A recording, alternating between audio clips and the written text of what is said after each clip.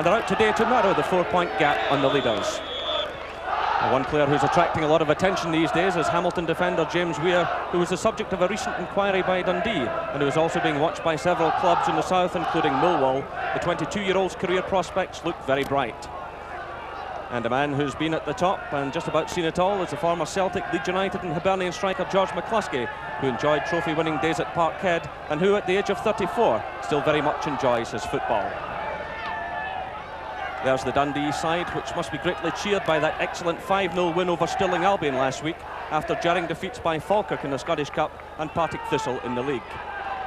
And a man who can help Dundee over the next few important weeks towards promotion is a recently signed former Scotland international goalkeeper Jim Leighton, who won 58 full caps and at the age of 33 has not given up hope of forcing his way back into the international scene. The burden of playing and managing has fallen on the broad shoulders of Simon Stainrod, who says he's relishing the challenge of caretaker boss. The stakes are high for him because promotion will surely land him the job on a full-time basis. To quote Tommy Doherty, Simon's had more clubs than Jack Nicklaus, Dundee being his 10th port of call in a highly interesting career. The referee is Bill Crombie from Edinburgh, who gets the match underway.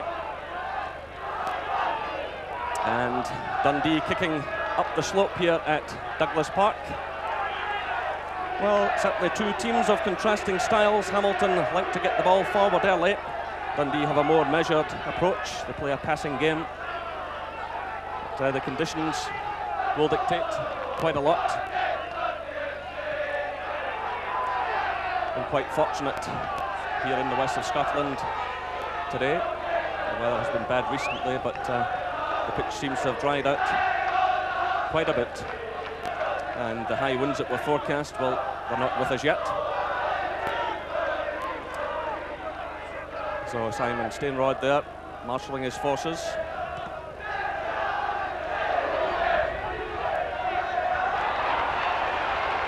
Good ball there to Billy Dodds. Well, it's missed here by Hillcoat, and eventually it's Miller getting it back to the goalkeeper. There was a good play down the left there by Dundee, involving Beattie and Dodds, but a complete miskick there by Hillcoat.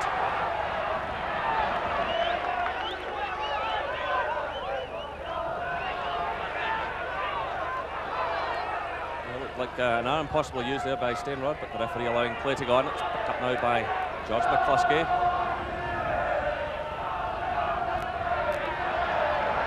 He's dispossessed by McCall. One ball played through for Dodds. There's no flag here. Well, the defence hesitating. What a chance for Dodds. And it's 1-0 to Dundee. So 12 minutes gone. And Billy Dodds gets his 15th league goal of the season. Well, the defence just stopped in its tracks here. The player was certainly onside. He kept a very cool head before hitting the low shot past Mike Monaghan. So Hamilton 0, Dundee 1.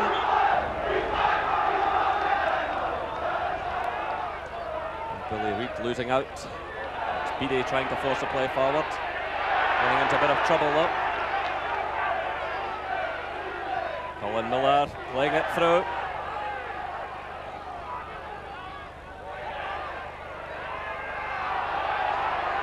There's Weir with the shot. Well, that one wasn't far away. Weir, a player who likes to break forward. Well, he's already scored 2 goals this season. And as the ball come off the head of Alan Dinney and broke into his path, with the first time shot just wide of Leighton's left-hand post.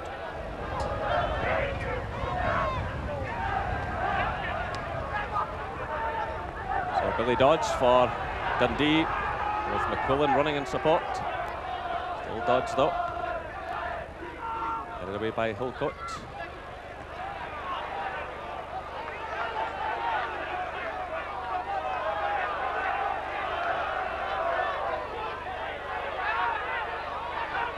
Kenny Ward. Field there to Millen. Dundee have it again now.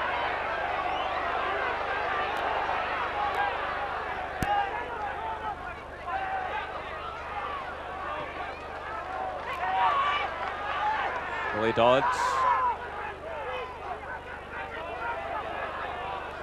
McQuillan looking for some support. It's McCall leaving it to Dodds.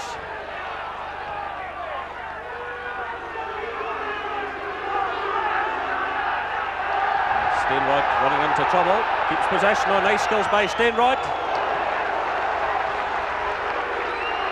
Well, certainly turning on a bit of style there. He looked to be under real pressure from James Weir, but he shrugged off the challenge.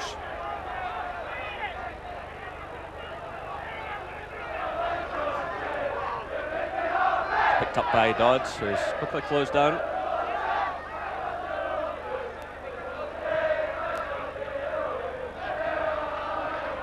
Smith laying it off to Hillcoat. Now it's Ward. And well taken by Jim Leighton as he was challenged by Paul MacDonald. So Hamilton getting in a good cross. Kenny Ward there, the player they signed recently from St Johnstone for £40,000. Testing cross for Leighton, just in ahead of MacDonald.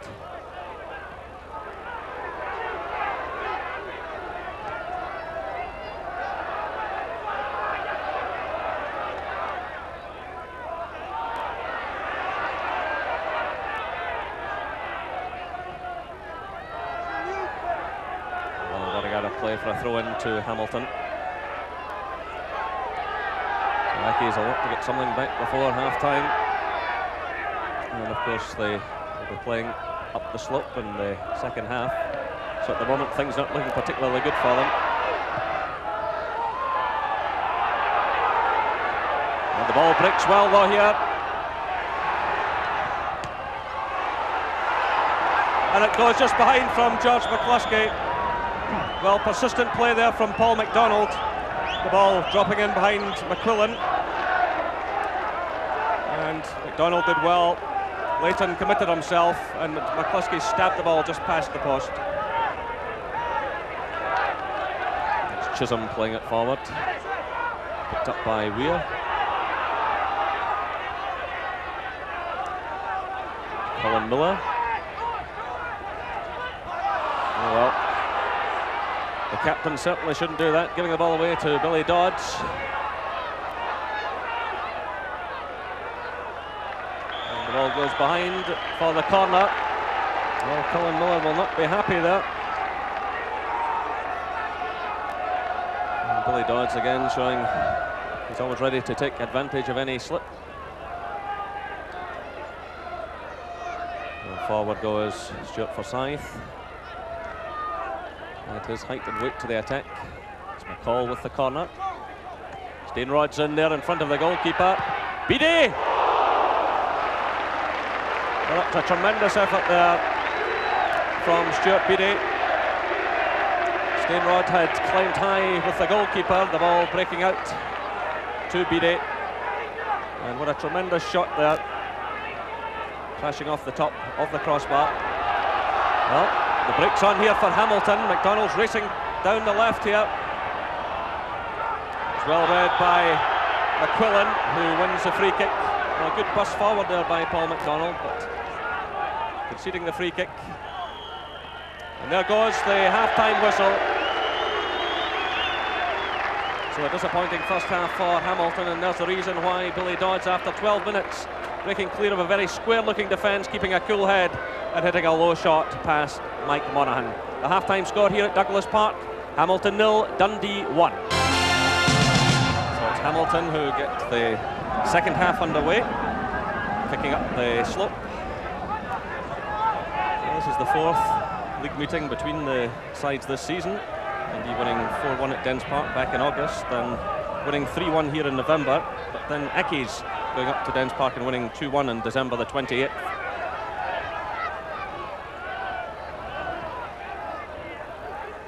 So no changes in either side. Again, the sun breaks through. We've had the 4 seasons out here today. There's the goal scorer for Dundee, Billy Dodds.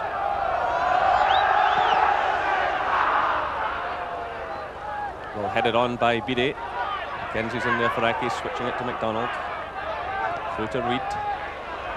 MacDonald again, better play this by Hamilton, but the ball breaking away from Trevor Smith there.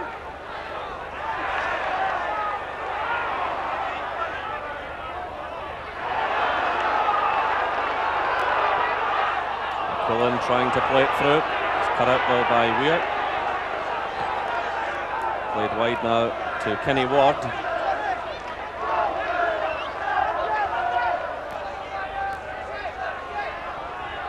McKenzie.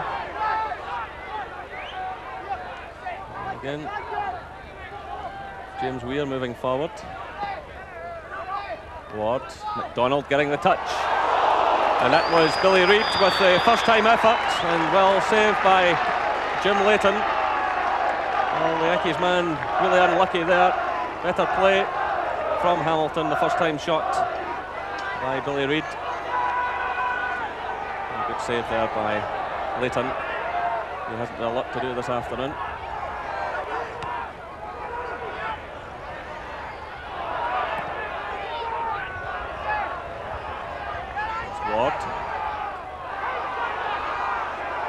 Stainrod for Dundee to Dodds.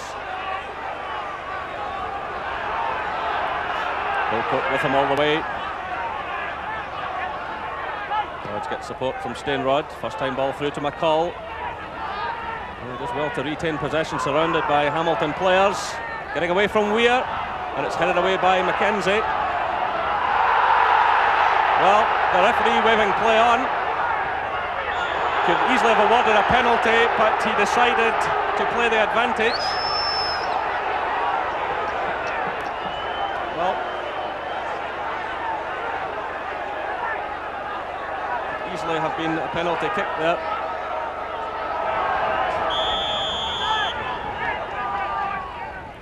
So McCall with the corner, carried away by Smith.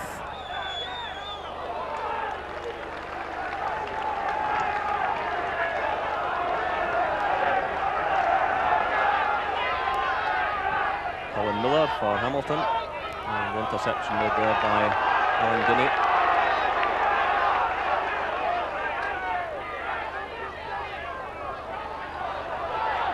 McDonald providing the cross, headed on, the chance there for Billy Reid. Well, McDonald did well initially to get in the cross. It was headed on there by Trevor Smith, and there was Billy Reid with the effort going over the bar. Ward has it, and he wins the free kick. Well, perhaps a chance here for Hamilton to do something. Kenny Ward forcing the play forward. Jim Leighton organising things. Well, almost 2 years now since Jim Leighton appeared in the Scotland jersey. That last appearance against Brazil in Turin. Here he is this afternoon, defending the Dundee goal at Hamilton.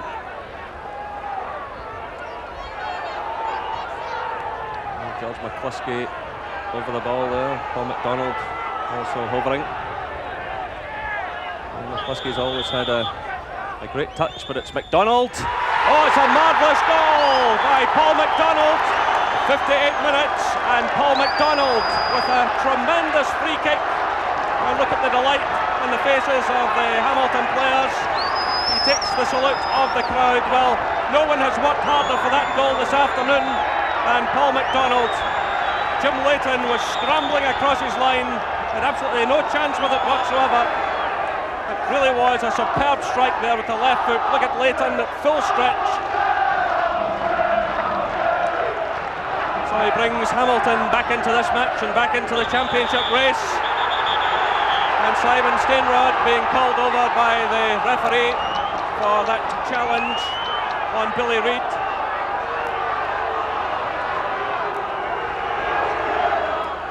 The yellow card shown to Simon Stainrod.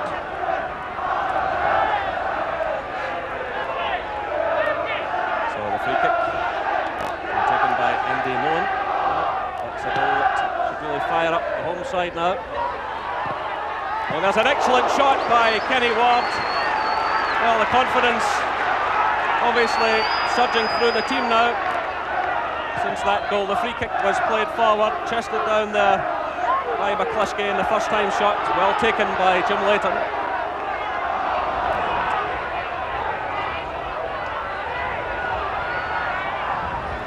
McCullen through looking for Dodds. Andy Milne with him, and Dodds winning the corner for Dundee. Dodds taking a little bit of a knock there. It's McCall to take it into the near post, headed clear by Colin Miller. Picked up now by Gary Clark. Hamilton substitute. There's McDonald playing it forward. Trevor Smith being pursued by Beattie. Support there from Kenny Ward. Ward onto the left foot, getting in the cross.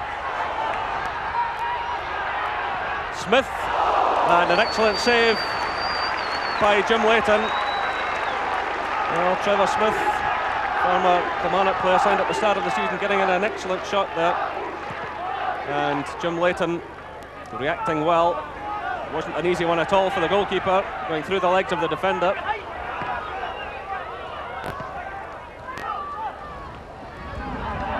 By Albert Craig. Stainrod was in there too, but Hamilton have it through Colin Miller. That's Paul McDonald.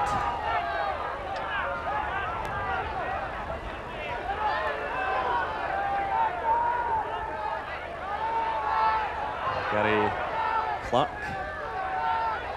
Good ball through there. Better play this by Hamilton. Another excellent save from Jim Leighton. Colin Miller getting well forward. And Leighton screaming at his defenders. Good play by Miller. And Leighton, point blank range. So just seconds remaining, plus any injury time to be added on.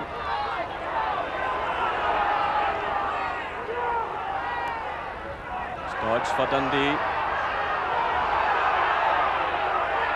McCall. Big shot blocked. There's Stainrod. Well, the goalkeeper had to knock it behind there. So Dundee have the corner. Stainrod floating it in, and Monahan watching it carefully. Stainrod's corner.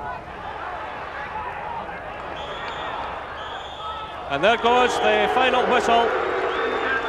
So Dundee will not be happy, not unhappy I should say, with a point, because Hamilton had a far better second half. There's the man who scored that magnificent equaliser, Paul McDonald, after 58 minutes. A tremendous strike with his left foot. Jim Leighton diving away to his left, but couldn't prevent the goal. The final score here, Hamilton 1, Dundee 1. Billy, I think it's fair to say that between the pitch and the wind here today, it was very difficult for both sets of players. I think it was, Jerry. I think the circumstances we served up not too bad a game for you. Now, the equalising goal from Paul McDonald was something quite special, wasn't it? It was. It's the type of thing that if a Brazilian had scored, it would be going overboard about it. He's well capable of that, Paul, and you know, fortunately for us today, that it went in the back of the net. What about the promotion stakes now? It's a result that obviously suits Dundee more than it suits you. I think so. I mean, I think at the end of the day, we're a wee bit disappointed in the result in light of the performance, because we maybe felt that we were due the 2 points overall. But it keeps us on a roll, and you know, we like to think that we'll be there towards the end of the season. It was certainly a better second half for you than first half. Yeah, obviously the conditions with the wind and what have you, it's difficult to put together a passing game, which I think both sides prefer. So you need to adapt to the conditions a wee bit, and unfortunately sometimes it means we don't give a good game to the punters. Simon, I'd say you won't be unhappy with a draw here in these conditions today. No, I think when you look at the pitch, you look at the wind conditions, I mean, you could have negotiated a draw before the game and that would have been probably fairer. But you did have your chances in the first half to tie it up. Yeah, we did, but if you look at the second half, they had a few chances as well, so perhaps over the play it was a fair result. Gordon, again, a day dictated by the elements. People call for a winter shutdown in January, but the worst weather's been in recent weeks. Yeah, well, I certainly am. I'm all for summer football, because without question, with good playing surfaces, you get a better quality of football. You can knock the ball around. I mean, Hamilton yesterday, as Billy Stark said, I thought they did serve up some decent football considering the conditions, but it really was a glue pot, and you just can't knock the ball around in surfaces like that. That's why I'm all for summer football. When the pitches are nice, flat, plenty of grass, and they grow as well. Now, we featured James Weir in Scotsport Extra Time on Friday night, a few clubs showing interest in him. He's pacey and he likes to get forward in support of the attack.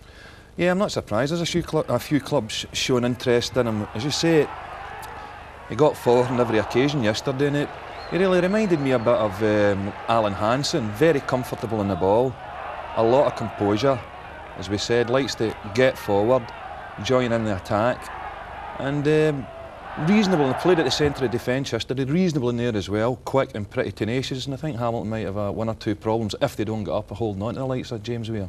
Now, despite the heavy pitch, Paul McDonald was great entertainment. And again, I thought Hamilton's best player throughout the afternoon. Yeah, well, he was certainly their most dangerous player. I'd like to have seen him get a little bit more of the ball than what he did yesterday. He's a good player here, beats one full-back McQuillan, and a lovely nutmeg on Alan Dundee there.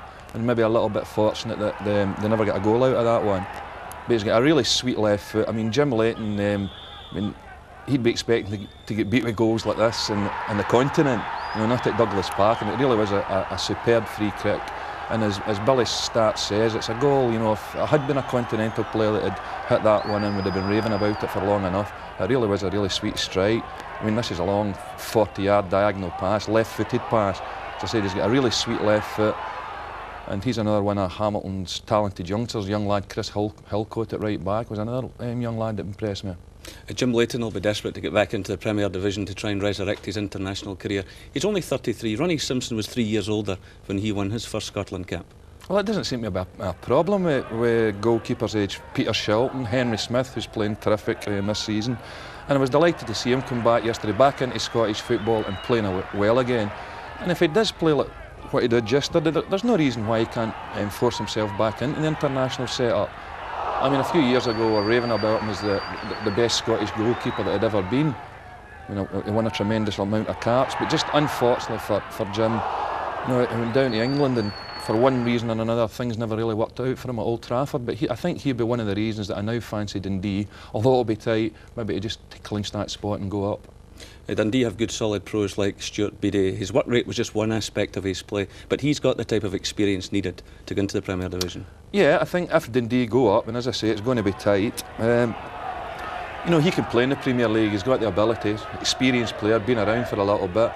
And him and Ian McCall as well, as we mentioned, the playing surfaces, they knocked the ball about not bad yesterday and produced a few moments of skill. I mean, that's a terrific right foot shot that whacks the crossbar, but a brave shot as well, because the defenders were closing them down very tight here. And of course, like all modern midfield players, you've got to do your fair share of defending as well. And that was a terrific interception to stop Hamilton getting a certain goal. And next weekend will be significant because Thistle are at home to Hamilton and Dundee are at home to Raith Rovers. Yeah, well, there doesn't seem to be any side in the First Division showing any great consistency. I mean, Partick Thistle probably the team that I think 7 or 8, 9, the last 9 games they haven't been beaten. But as I say, it's going to be so tight. I think there's still 5 teams in there. You've got Raith Rovers, Kilmarnock, Dundee, who I think will get up. It's so close, and it's the same every year in the First Division. Let me just pin you. Who's going to go up with Dundee then? I think Partick Thistle. Gordon for the moment, thank you. Hello again. Now it's time for a look at some of the action from the Scottish First Division, and we start with league leaders Raith Rovers at home to Hamilton. Here's Ken McRobb. League leaders Raith Rovers were looking to continue their unbeaten record, while Hamilton were hoping to improve their position in the table. The visitors started positively, Paul Mackenzie firing just over the bar after 5 minutes. A minute later, Hamilton took the lead. Paul McDonald gathering on the left and cutting in to hit the ball low past Tom Carson. That gave the Accies travelling support something to shout about. But 5 minutes later, Raith Rovers levelled. Young Jason Dare finishing a great run down the left with the perfect cross for Craig Brewster, who just had to knock the ball into the net.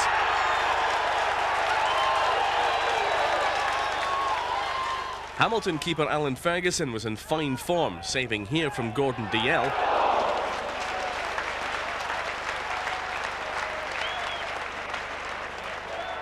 And then 5 minutes from the break, preventing Ian Thompson from putting Raith Rovers in front after good work in the box by Brewster.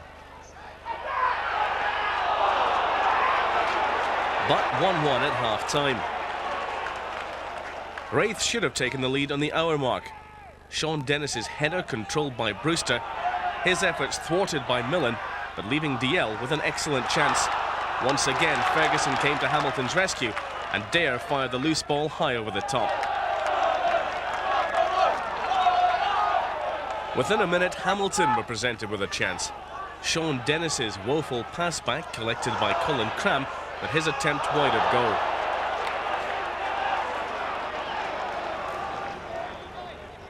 As Raith went in search of the winner, player-manager Jimmy Nicholl struck the woodwork.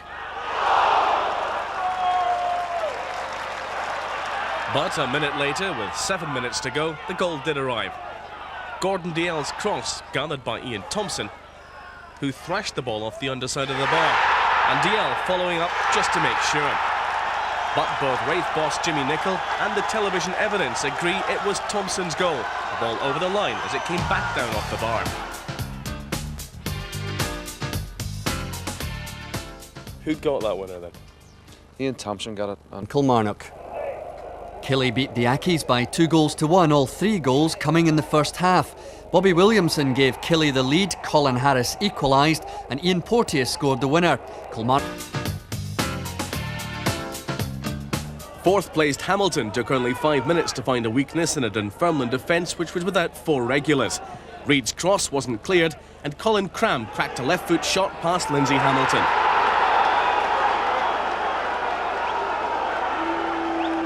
But Dunfermline equalised 9 minutes later. Shannon's cross, Chalmers' touchback, Paul Smith's effort deflected to Scott Leach, who beat Ferguson.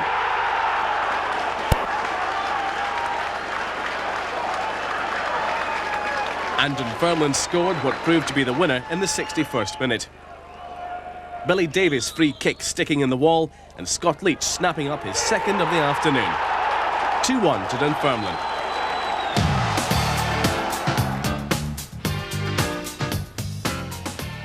Some great action. Two teams who've been going well recently clashed at Douglas Park. St Mirren had the ball in the net after 8 minutes. Lex Bailey heading home John Hewitt's free kick, but doing a bit of pushing on the way.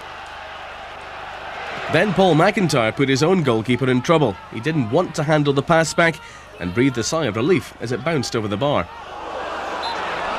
One decent chance each in the second half. Saints first, Nonny McQuirter sending a free kick just wide of Alan Ferguson's right-hand post. And then Ackies strung a few passes together in their best move of the match. The shot from Kenny Ward turned behind for a corner.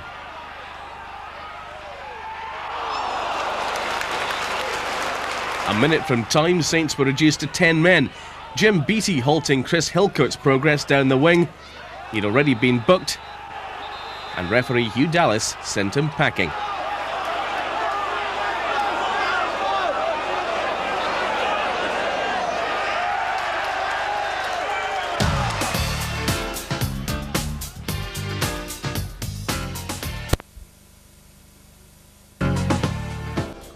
Raith fans out in force at Douglas Park anticipating a promotion party, but there was silence just 7 minutes in by Hamilton.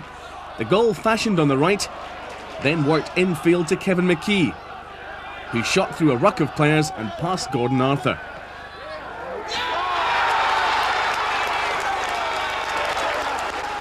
Raith rallied after that early setback, Craig Brewster pouncing on a loose ball, but hitting the outside of the post after 12 minutes.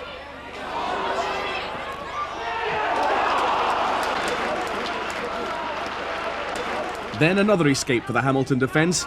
Again, the ball not properly cleared, but Gordon Dalziel's shot was well saved by Rab McCulloch. Rovers went in a goal down and must have thought it wasn't going to be their day when Dalziel got a flick on Dennis's header, only to be foiled again by McCulloch with some help from his defence.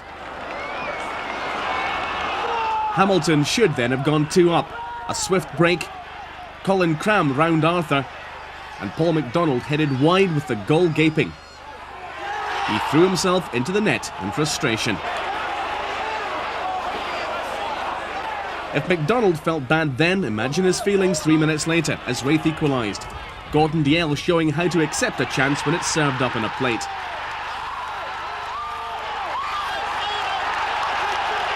Hamilton stormed upfield though, and went ahead when Gary Clark headed down MacDonald's cross, the ball sliding under Arthur and over the line.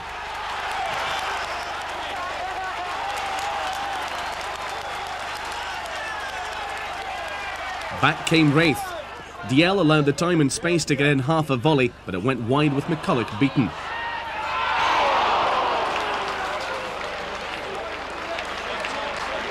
There were 7 minutes to go when Raith did draw level. Craig Brewster's proved before how dangerous he can be from long range. A left foot drive saving a point.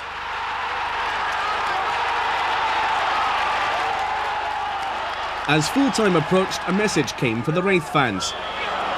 Could I have your attention, please? We have a police message here. The Wraith Rovers supporters on the other side of the ground. Under no circumstances come on the park at the end of the game. Did they listen? Not a bit of it. Wraith still not officially promoted, and Jimmy Nicholl trying in vain to point that out. Still, there's always next week.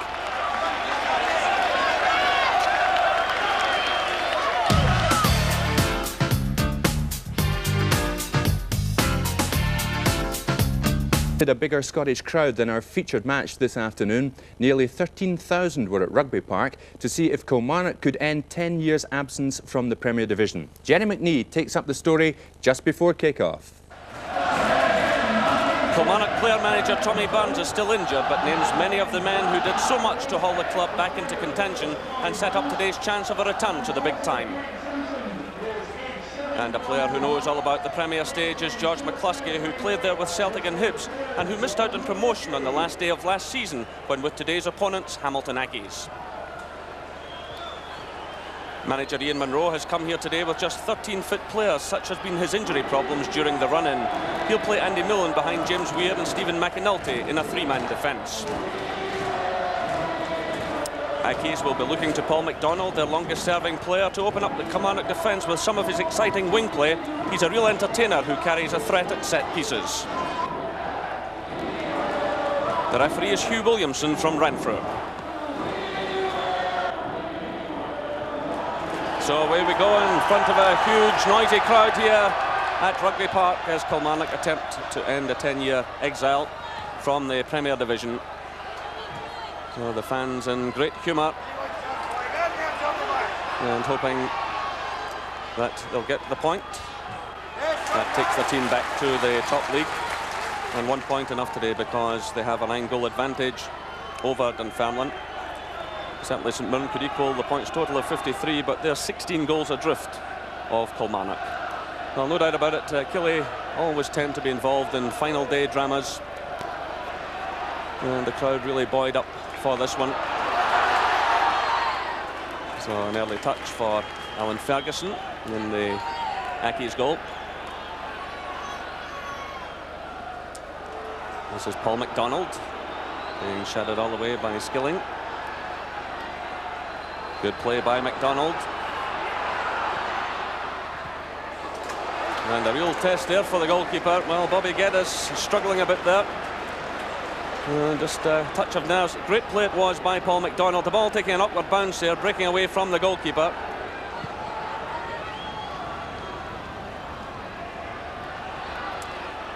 Well, Hamilton, of course, will be out to ruin the party because that's what Kilmarnock did to them at the end of last season. Kilmarnock went to Douglas Park and won by a 1-0, and that allowed Partick Thistle, to gain promotion. And in fact, Hamilton triumphed in both of the league games here last season. So a nervous start by the Kilmarnock goalkeeper, who's attempting his 19th league shutout today to equal the club record set by Alan McCullough back in the 80s. That's laid off by Cram, picked up now by Mackenzie. It's Cram again. Nice little turn there away from Billy Stark. That's an awkward one across the face of goal. And a good save there from Geddes. Well, Accies looking very determined indeed, and that's off the underside of the bar now. Well, the shot going in from Craig Napier, coming off the underside of the bar. But really, this shot causing the goalkeeper all kinds of problems. He got the touch, it was swept away there by Patterson, and then it was Napier who stepped in with a terrific shot which came off the underside of the bar. The goalkeeper well beaten there.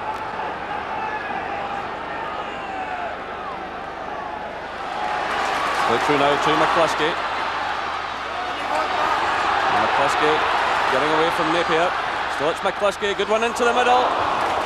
Well, he hit it in the direction of Ali Mitchell, who was breaking through.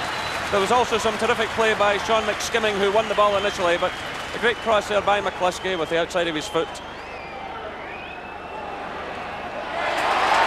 Craney battling away there, getting a bit of McAnulty. This is Mitchell. And a good solid challenge by Andy Millen. Kilmarnock have the corner kick it was good defending. So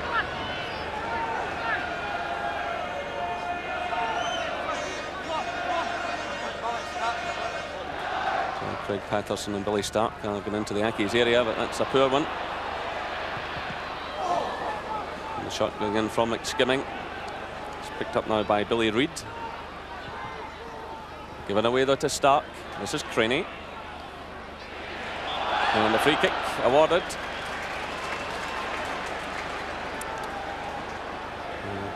McAnulty, the culprit there.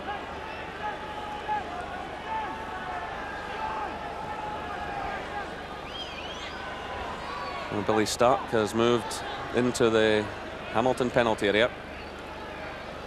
A man, of course, who can ghost in so well. That's not a bad effort going in, and well handled by Ferguson. So it was played, shot there to Sean McSkimming. This is Cram playing it through, but a disappointing one.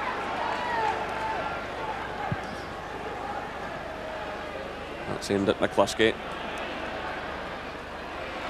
He's certainly causing problems. Still it's McCluskey.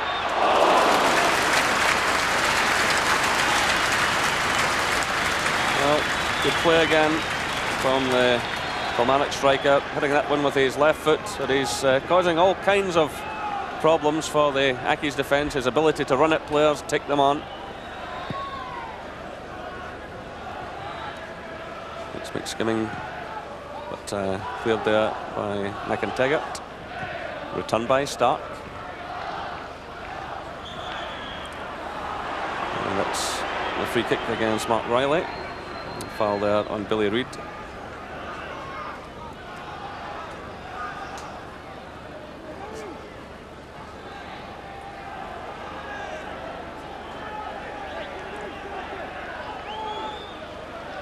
Well, quite a strong wind blowing at the moment. Won't be helping neither set of players. The ball still very much in play. And it goes Kilmarnock's way.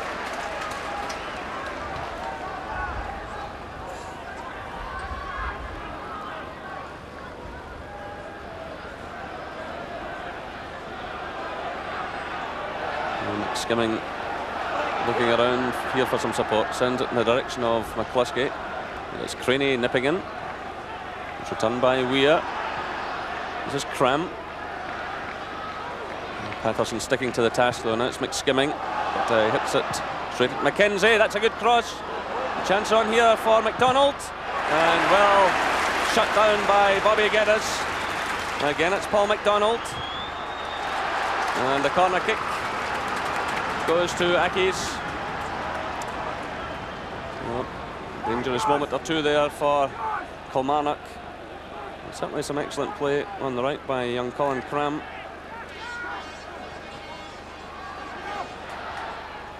McSkimming getting his head to that one, but only as far as Mackenzie. This is Cram. It's charged down, it's Cram again. Great double save by Bobby Geddes. Well, there's no doubt Geddes has been the busier keeper in this first half. And Colin Cram causing all kinds of problems now for the Kilmarnock defence. Mind you, they're not helping themselves with some of their attempted clearances, but a superb double save there by Geddes.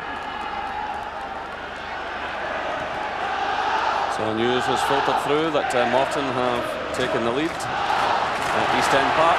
Kilmarnock still have a job to do here. And this is Ali Mitchell. He's blocked by Millen. This is Craney. Still it's Craney. Getting in the cross. It was good defensive play. So Craney jinking about out the net side and headed behind eventually.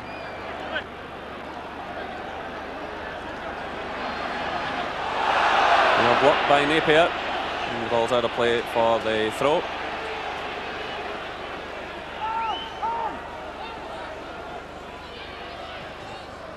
And that takes a deflection.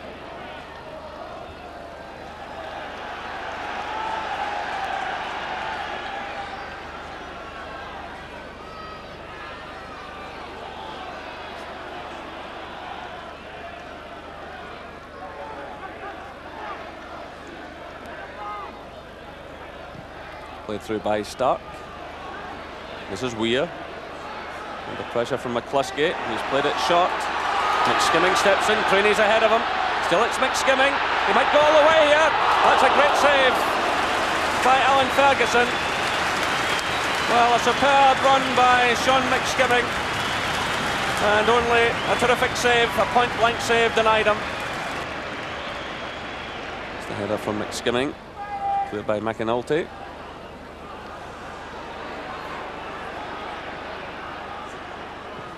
McDonald playing it through. It's picked up now by Craney.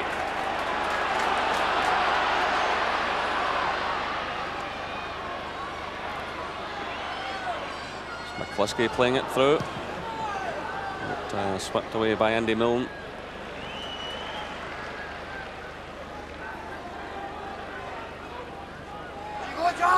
This is McCluskey. Skimming well challenged there by Milne. Wiley plays it through. Picks the return.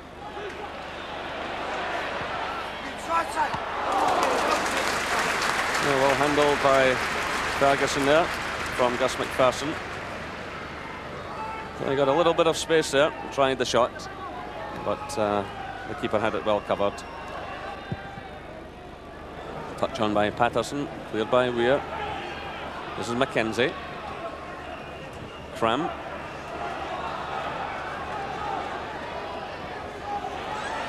And the back pass from McAnulty.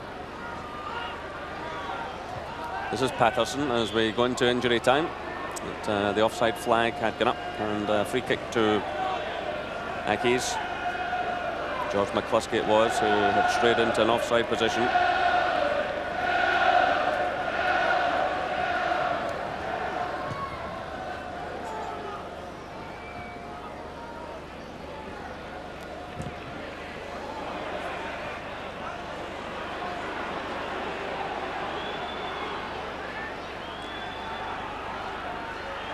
McDonald just overdoing it and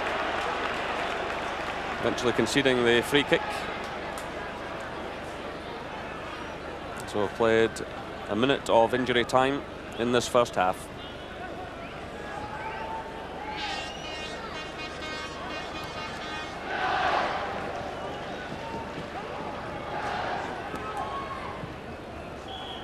There goes the half-time whistle.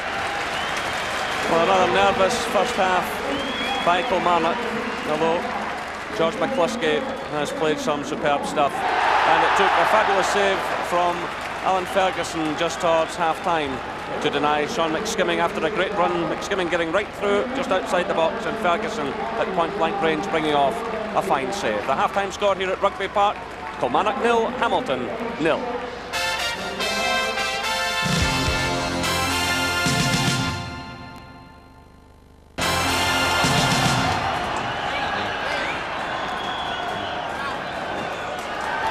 So the second half underway.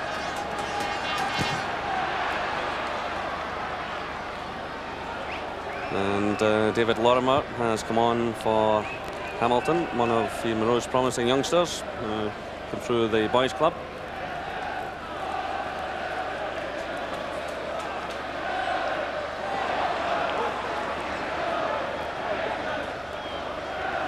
So an early touch for McCluskey.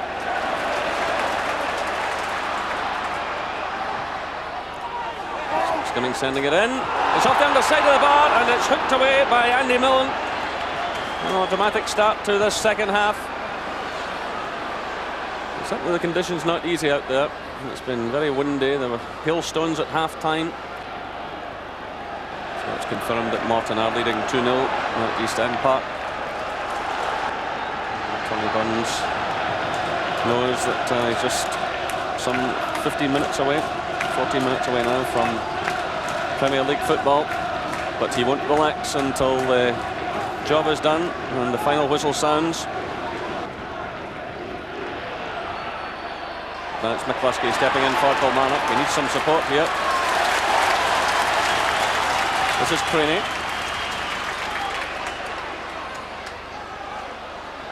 McSkimming. Craney. And the ball's out of play.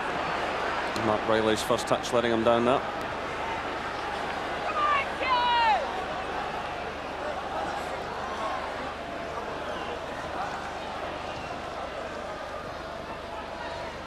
This is McSkimming to Craney.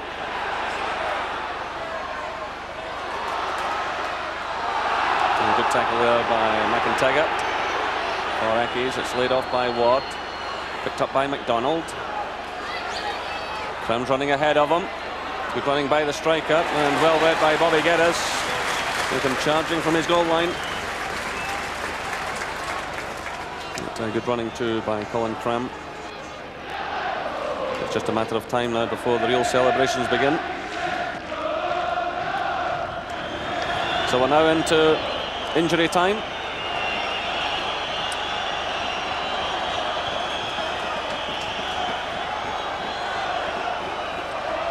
That's headed forward by Napier. Away by Stark.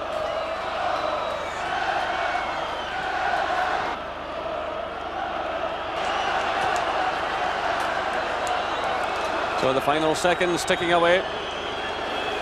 It's been 10 long years since Kilmarnock were in the Premier Division. But now Tommy Burns has led them back to the top league, and the fans getting ready to celebrate. And what a proud moment for 36-year-old Tommy Burns, who joined Kilmarnock in 1989 when they were in the second division, and has served them as player and player manager. And there goes the final whistle, and scenes of jubilation out there. Tommy Burns delighted. The fans come pouring onto the field. Well, in the end, a game that didn't quite live up to expectation, but the final result is what mattered here this afternoon. Kilmarnock needed a point and they got it. Well, the manager and the players absolutely swamped as they head for the tunnel.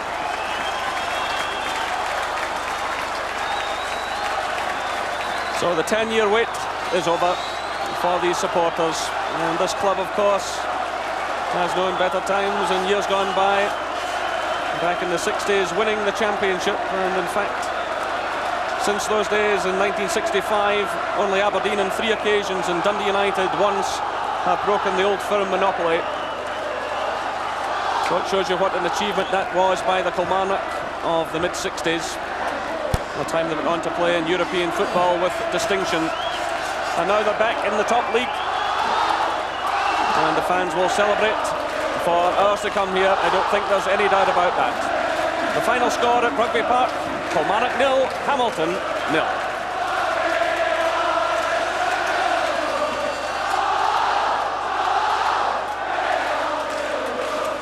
Tommy, you came here on a winter's day in 1989 when Kilmarnock were in the second division. You showed a lot of faith in doing that. Yeah, I think looking back on it, Jerry, I can't really remember the reasons why I came, to be honest with you. Jim Fleeton was possibly the main reason for me coming here. He's a wonderful guy, and I learned a lot from him in my time here. And I just wish he could have been the manager here for this day, because he certainly deserved it. You must be delighted with the effort and commitment you've been given by your players this season. Yeah, I think, you know, we've had a lot of fingers pointed at us and telling us how old we all were, and too many old men and our legs would go and everything like that. But they were the players that were here, and all you can ever do with any team is try and get the best out of the guys. And those players have given us every ounce of energy and every ounce of professionalism that is possible to get. And from that point of view, I couldn't be happier. We're a fabulous football team. We really are. Today's showing didn't show that. I think that showed that there was a lot of nerves about, and the lads, obviously, although there's a lot of experience in the wrestling, we still feel nerves, and it showed in today's play. But we've got the result which mattered, and we're back up there again. Well, I think my wildest dreams, I would say, what it would be like to come back again. At that time, I couldn't really see it happening with Kilmarnock. We were in the second division, going to Methil and getting a gubbin, but we kept plugging away and persevering, and it's all come through today, and I just thank God for letting me be part of this great club.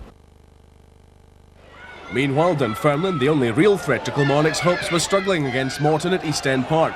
With half an hour gone, a Derek McInnes corner was driven home by Ali McEwen, courtesy of a deflection off Noni McCarthy.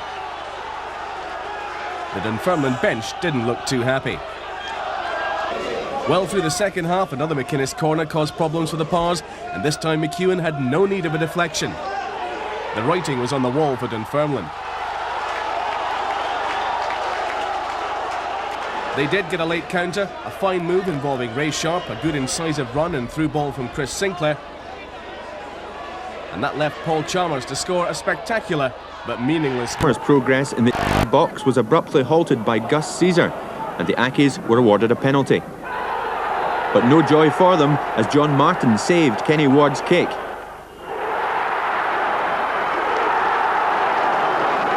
No goals then in the first half, but 9 minutes after the restart, a cross by Alan Lawrence was met by Davy Kirkwood, who put Airdrie ahead. 15 minutes from time, Peter Davenport made it 2-0, his header pushed onto the post by keeper Ferguson, but finishing up in the net. 8 minutes later, Airdrie went 3 up. Smith's cross not held by Ferguson, and Lawrence pouncing to score. And the Diamonds rounded off a good second half with a 4th goal 3 minutes from time. Davenport getting his 2nd of the game and his 4th in 3 matches.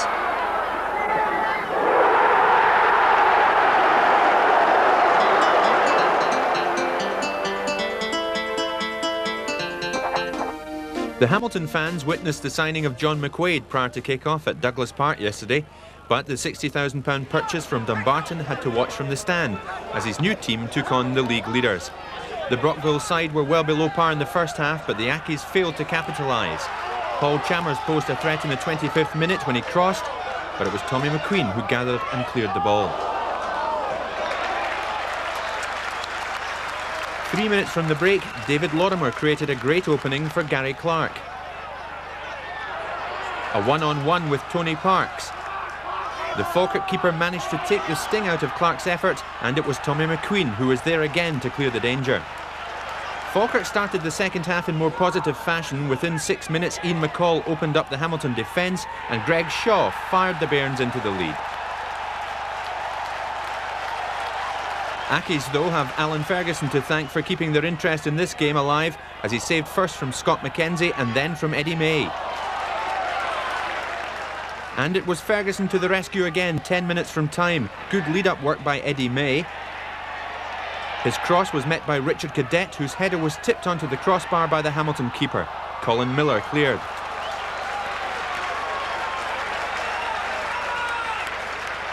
Not to be outdone, Falkirk keeper Tony Parks pulled off a magnificent save a minute later from Gary Clark.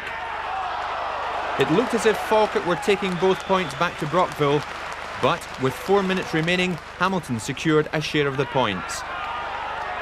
A chip by Lorimer found Chalmers in space, and he headed down for substitute Charlie McLean to finish. Hamilton 1, Falkirk 1.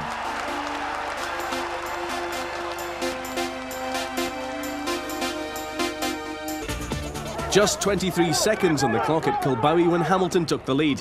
Kenny Ward running on to Gary Clark's pass to slip the ball past Alan Monaghan. Banky's first response came from Paul Harvey, who played a precise 1-2 before forcing a good save out of Alan Ferguson. The home side came even closer a minute later when John Henry's cross was met by Ken Eadie. But his header flashed past the left-hand post. They deserved a break and got it with 12 minutes gone, Paul Harvey stroking home a delightful free kick. Hamilton took the lead again in 29 minutes. Kenny Ward's corner headed towards goal and striker Peter Duffield sharpest in the 6-yard box to score. Ackies came close in the second half when Craig Napier's cross was only partially cleared. And Ward headed just wide.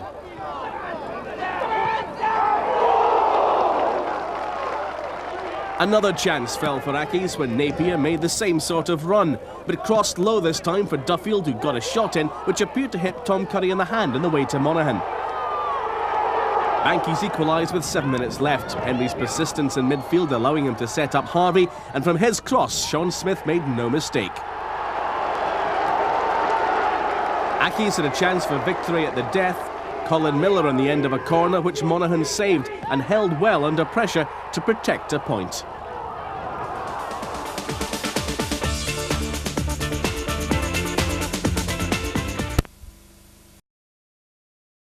And by the end of the 90 minutes, it must have been screaming for help. Hamilton netted within 17 minutes, Duncan Campbell's free kick coming off the bar, Lorimer heading goalwards and Peter Duffield whipping the ball past Parks. But the offside flag was up and it didn't count. But the Hamilton striker had more luck 5 minutes from the break. Colin Miller saw the opening. John Hughes hesitated and Duffield nipped in to score from 18 yards. Falkirk replaced McCall and Duffy with MacDonald and Shaw at the interval, but it didn't have the desired effect immediately. In fact, 8 minutes later, David Lorimer laid the ball for Duncan Campbell and Hamilton were 2 ahead.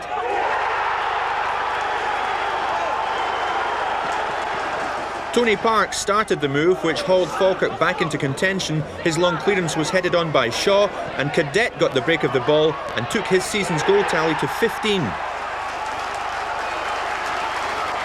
That was in the 76th minute. 2 minutes later, Hamilton restored their 2-goal advantage. The ball touched to Craig Napier, who did the rest himself. He and Hamilton head over heels about that one, but not for long. Within seconds of the restart, MacDonald crossed and Cadet headed his second goal of the game. Falkirk 2, Hamilton 3 with 12 minutes remaining. Falkirk battled desperately for the equaliser. Hamilton defended by fair and foul means to deny them. David Lorimer booked for that halting tactic, and from the resultant free kick, Falkirk levelled. Hughes heading a cross goal and Drinkle applying the finishing touch.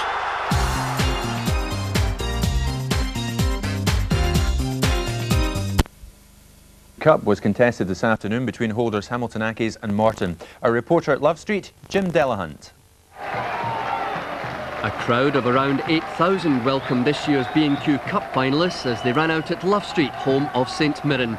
The focus of attention for various scouts at the game, 24-year-old Alex Matthey, rumoured to be playing his last game for Morton. After just 4 minutes of play, disaster struck one of Morton's other valuable assets. Alan Mahood goes down, seemingly untouched by another player, and he needs immediate attention. A quick diagnosis, and Mahood has to be carried off to be replaced by John Geoghegan.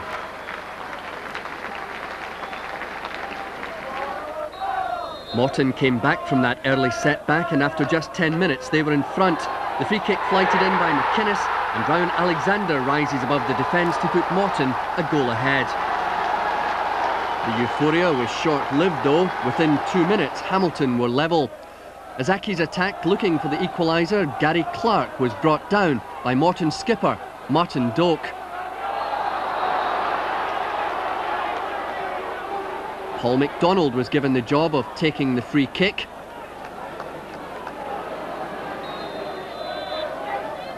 His curled ball met by Colin Harris.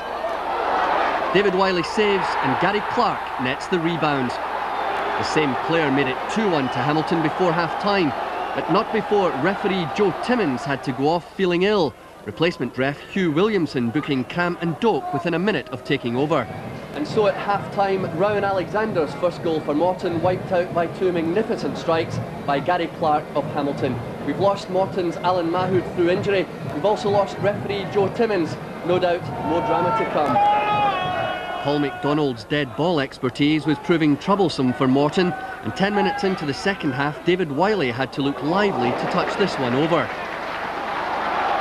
Morton were still chasing the equaliser at the other end, and their never-say-die attitude came close to paying a dividend. Alex Matthey, Derek McInnes and Stuart Rafferty involved in some intricate football before McInnes unleashed a shot which wasn't far away. Accies goalkeeper Alan Ferguson was having a busy time of it. This was a brave save at the feet of the on-running Alex Matthey. Morton kept pressing but still no luck in front of goal. This time it's Derek Collins who sees his shot deflected for a corner.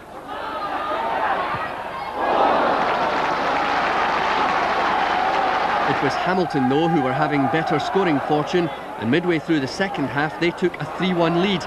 Gary Clark releases Chris Hillcoat down the right, and the fullback strode confidently forward before shooting past David Wiley. Still Morton battled back, and from this Jim Tommy corner, Stuart Rafferty sent a powerful header just wide. Morton eventually pulled one back with 7 minutes to play. Stuart Rafferty on the ball in midfield before sending it wide to substitute John Geoghegan. Geoghegan took time to look up and see Rowan Alexander before crossing for the striker's second goal of the game. Time eventually ran out in Morton though, and when Hugh Williamson blew the whistle for the end, it was Accies who were celebrating. None more so than the former Dunfermline and Dundee boss, Ian Munro. I think we're perfectionists in the bench there, and we didn't play as well as we're capable, but we're delighted with the result, and I suppose we've got to be happy. A great game for the fans, Jim. You've had some near misses in the last few years, Ian. You must be delighted tonight. I'm delighted to have got this far, yeah, and you know, take a wee bit of pleasure from that. But I'm delighted for the players because they've worked hard. They got a bad start and they've come through it, and I'm delighted for them. Accies captain Jim Weir accepted the B&Q Cup from the sponsors and League Secretary Peter Donald. Accies the winners then for the second year in a row. The final score again, Morton 2, Hamilton 3. Now today's other news in the FA Premier League. They won the B&Q Cup there last weekend. Yesterday they took on St Mirren and went ahead when Billy Reid's cross was knocked in by Andy Millen.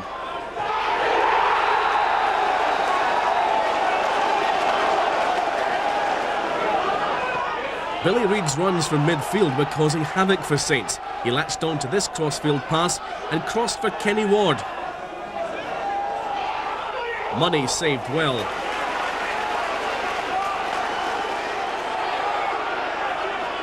Hamilton's second was a beauty. Started again by Reid, Paul McDonald found Ward, and he crossed for Reid to head home in style.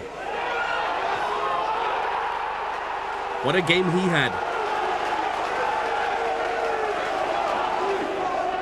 Nothing went right for St Mirren. Into the second half, Labetti and Gallagher combined, but Ferguson saved Hewitt's strike. 2-0 Accies, they're going well.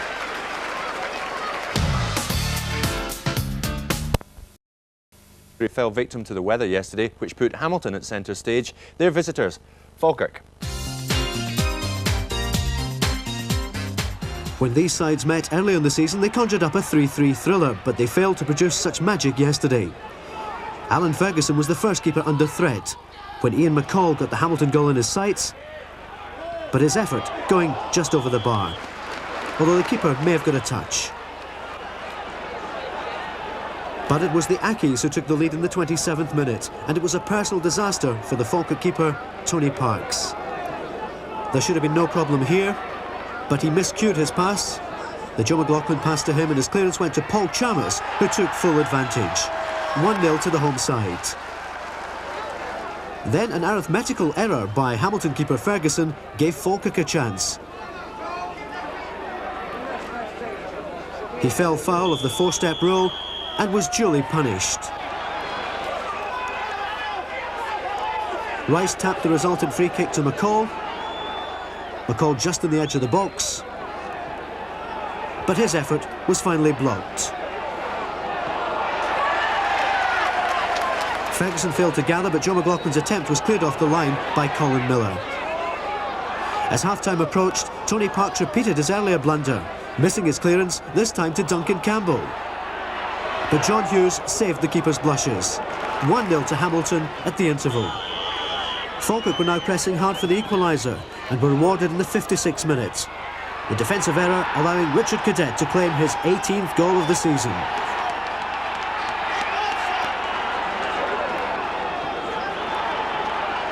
The Bairns had a glorious chance to take the lead when Cadet laid the ball off for the unmarked Eddie May, but his effort lacking power. With 4 minutes left, a pass back by Craig Napier had Ferguson in a panic. But Crawford Baptiste moved in to clear the danger, and the game ended with the points shared. At the wrong end of the Premier League, this cup tie looked set to be a tight affair. For St Johnstone, much was expected of new signing Billy Dodds, especially as there was no Paul Wright alongside him. Wright out for the season with ligament damage. For Hamilton, on a run of 17 games with just 2 defeats, there were high hopes the supporters could go home with a cup upset. St Johnstone started well. Here's Scott winning the ball in midfield. and it was Tommy Turner who put it over the top. Hamilton, though, certainly weren't scared to come forward. Aki's Derek McGill stretching Andy Rhodes. The wind played havoc for a lot of this game, and it certainly wasn't an easy afternoon to be in goal. Aki's keeper Ferguson was relieved this didn't see St Johnstone taking the lead. 0-0 at half-time, but Paul Sturrock must have had plenty to say to his players at the break, because they started the second half in much more determined mood, and after 9 minutes of the half, fullback Macaulay picked up the ball. Billy Dodds, the scorer. He was to go on to be man of the match. There weren't many good crosses in this game, but this was one. Ian Ferguson heading back across goal, and Dodds with the striker's instinct, 3 yards out. Hamilton pressed hard for the equaliser. Here's Rhodes in trouble with the wind this time. Reid with the shot, and Dees clearing off the line. It wouldn't have counted anyway because St Johnstone had a free kick awarded in their favour.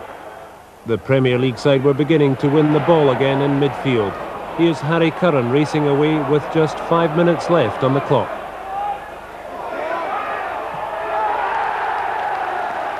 Substitute Grant McMartin, the scorer.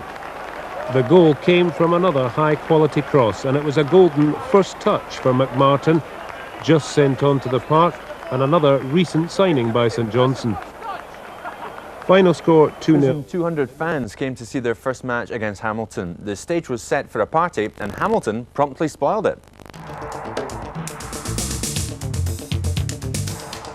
There were a few new Clyde scarves on show at Broadwood yesterday as the Bully Wee celebrated the start of a new era. Some old fans were there though from playing days gone by, who obviously brought back happy memories for the older fans. An historic moment as the first league match got underway at the new Cumbernauld Stadium, some 6 minutes late to allow the crowd in. It must have been difficult for the first-time fans to work out who was who, as both sides played in predominantly white shirts. The home support's afternoon was spoiled in the 33rd minute when Hamilton's Duncan Campbell scored the first goal at Broadwood. And Clyde's hopes of christening their new home with a win were shattered when, with a minute to go, Peter Duffield made it 2-0 the Ackies.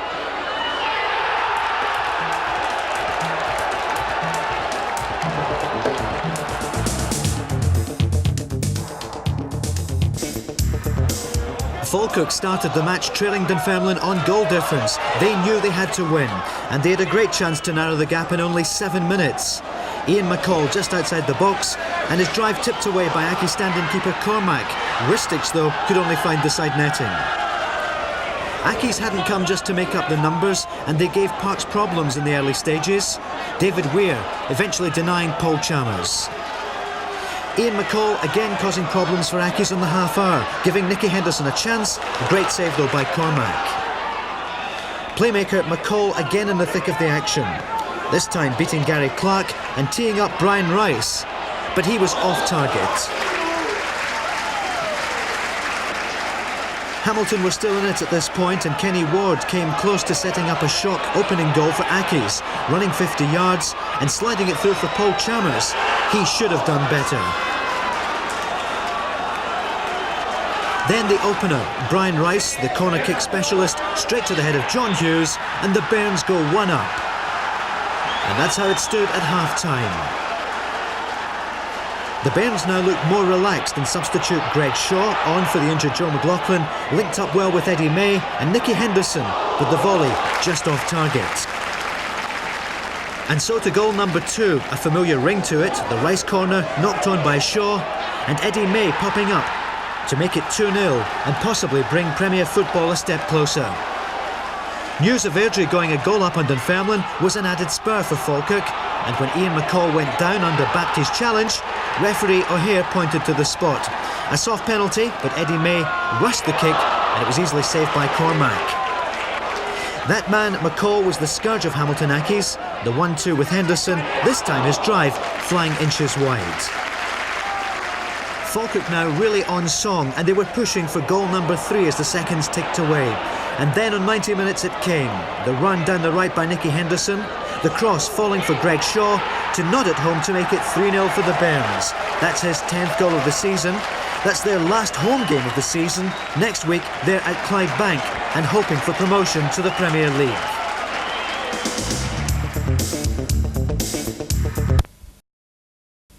The day they went to Ibrox and put Rangers out of the cup. Former Ranger Ian Munro's the boss at Hamilton now, and he thinks the present-day side can stage a repeat. No, I really believe that they have a chance of winning. I think we've shown this year that we're capable of rising to occasions. We've got a young team and it's been thrown together over the last year, 18 months. And against good teams this year, we've beaten Airdrie 3-0, we've beaten St Johnstone 3-1, Dunfermline 3-1. And they have played in the Premier League and aspirations of going back there. Now, if we're capable of doing that, and we want to get there, and to get there and do it, you've got to ask your players to perform like that every week. Now, we're only asking them to perform like that in one game, to take this one game, and they're capable of doing it. Come from the very last match ever at Douglas Park, with a tear in the eye, eh? Yeah, that's it. All gone. New stadium to look forward to. What about the challenge of Rangers then this weekend, Ian? How are you approaching it? Great win for the players, Dougie. You know, no pressure on them. Everyone writes them off, and it's only 8 years since they beat Rangers in the last Scottish Cup tie between the sides. Yeah, presumably you're using that in your build-up to the game, reminding them of that, and also the fact that you were assistant boss at Dunfermline the year after when Dunfermline knocked Rangers out. Well, that's the great thing about the Cup. You know, it's over 90 minutes. If we ask our players to go into the Premier League and try and win every game in 36, you know, it's a bit much. But anything can happen in 90 minutes Cup tie. Yeah. And yet it's obviously a tough one for you. I mean, there isn't a team in the Premier at the moment, it seems, who can beat Rangers. So what chance have a First Division club got realistically? Well, I mean, Falkirk beat them in the Coca-Cola Cup earlier, and that's, if they to say you're going to play Rangers over a series of 5 matches, you would probably put your money in Rangers. I mean, even over one game, we're certainly not favourites. But it can happen. It's happened before, and hopefully we might make it happen again. Are you happy that it's your home game, even though it's for Hull, rather than perhaps having to go to Ibrox? Yeah. I mean, we've got quite a young team, and you know, the atmosphere at Ibrox might have been a wee bit more intimidating. Looking at the other ties, and I'm not going to ask you to go through them and predict winners for us. Obviously, I'm sure you wouldn't. Very good view of it. Now, temperatures rising, and out comes the red card. There's the morning headline. Eric Cantona. 4 times he walked last season. 3 times he walked last season, once more in a pre-season game, and now for the 5th time in his Manchester United career, Eric Cantona is sent off.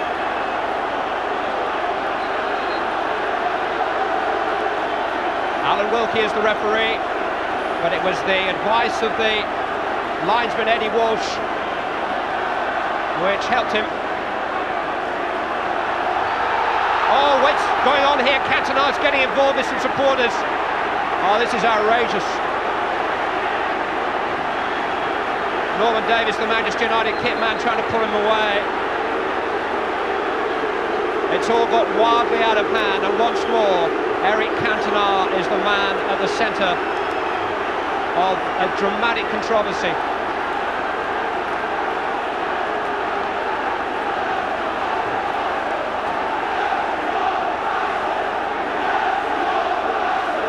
And clearly Cantona, already in something of a rage following his dismissal, felt sufficiently goaded to confront the supporters.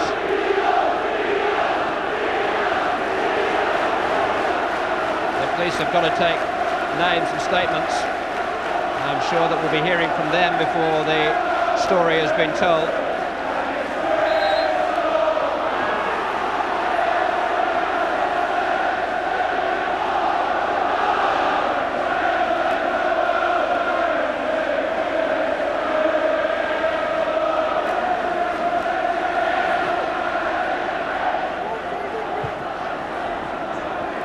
Colburn. Leclerc win it. Southgate. Cole trying to get back, made a challenge and won the ball. Play on, says the referee. Offside, Armstrong.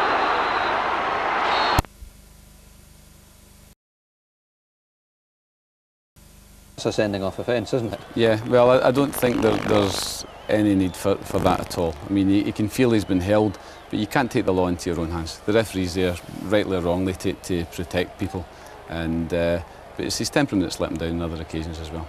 And this is just disgraceful. Whether it was some reports saying obscene gesture, who threw the first punch, but his reaction is wild. And sadly, Paul Ince seems to be involved as well. He's alleged as well to have been involved and thrown a couple of punches as well. And it's so sad to see for such a goal. We beat 2-0 by Dunfermline, and came into the dressing room and it was just a stunned silence. And you know, as usual, Mr. Souness had a few words to say, but it was more stunned than anything else. How could that have happened? The Rangers supporters would have said at the time. Well, I remember John Watson said it was a marvellously worked free kick, and that's how they won. But these things happen, and especially in cup games. Anybody can beat anybody, I think, on the day. I think the boys will never see this pitch once every fortnight, so it's a bit alien to them. So, despite the fact Rangers are away from home, then we get some advantage coming here? Possibly. Well, the fact that they might have about 17,000 supporters, we might have 1,000, but give them an advantage, you know. McCall's career has taken him around the country, but his judgment on his own talents will surprise his admirers. No, I don't think I was good enough. Really? Yeah, well, I don't think I'm quick enough. The way the game is now, I don't think I'm quick enough. I can play, but I don't think I'm quick enough. In 1987, the headline screamed what remains Hamilton's greatest inspiration tomorrow, a stunning third-round victory over Rangers at Ibrox. The game's only goal was laid on by Jerry Collins, and he will never forget Adrian Sprott's strike. It was a free kick check in the halfway line, and I remember John Lambert shouting, Jerry, back the goalie, kill the game. And there was only 20 minutes to go. And I thought, no, there's a wee opportunity here. So I played the ball into the penalty area. Big Dave McPherson missed the ball, and Spotty put the ball in the back of the net, and the rest was history. What was the party at night? What happened? Actually, I was babysitting that night. Marie was going to night out, but she never seen me for 2 days after it. Yes, indeed, Hamilton. Unlike 8 years ago, Rangers had few problems seeing off Hamilton Accies.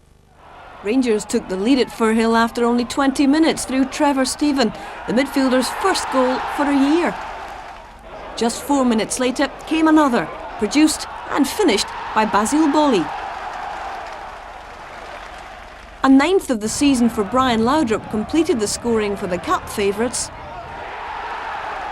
But refusing to lie down, Hamilton claimed a Lorimer consolation, the substitute raising only faint hopes of an Accies revival. We're no longer in the dark as to who will meet Hibs in the next round. Tynecastle and first Firhill. Hamilton against Rangers, it was a cup shock in 87.